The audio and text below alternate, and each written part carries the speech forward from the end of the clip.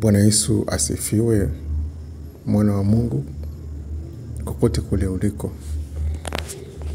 Mimi naitwa Mtume Alfred, kuhani wa taifa. Bwana Yesu Mungu mkuu amenipaka mafuta kwa nguvu, mamlaka na uweza. Na amenituma nikwambie kama onyo, nikupe onyo.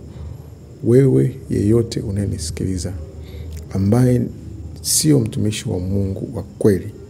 Unajijua na unajitambua. Huna mamlaka na huna mawasiliano wala mahusiano na Mungu. Unajijua na unajitambua. Una mikataba ya kuzimu. Umesaini mikataba kuzimu. Na unakuja duniani kusumbua watu. Unajijua kabisa. Kanisa lako ni fake.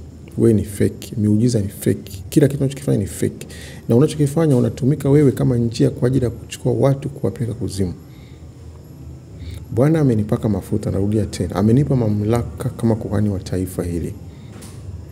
Kusimamia, kubomoa, kuharibu, kushusha, kuteketeza vifungo, laana na madhabahu na maagano yote. Ameniambia nikwambie, amekupa siku 7. Kuanzia leo una siku 7. Katika jina la Yesu Kristo una siku 7.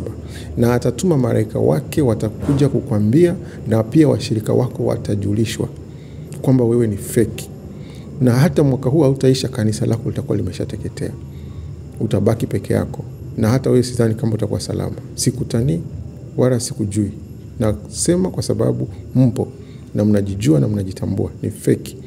Mmechafua mwili wa Kristo, mmechafua kanisa la Kristo. Watumishi wa Mungu tunaonekana fake kwa sababu asilimia kubwa ni fake. Mmetanguliza tamaa, mmetanguliza mambo yenu binafsi. Narudia tena. Mungu amenipaka mafuta, amenipa nguvu na mamlaka. Kama jinsi ambavyo Elia aliteketeza manabii wale fake. Na wewe sasa hivi muda wako umekwisha.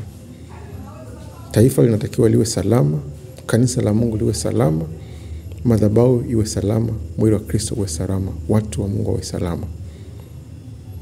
Siku 7 kuanzia leo. Shalom.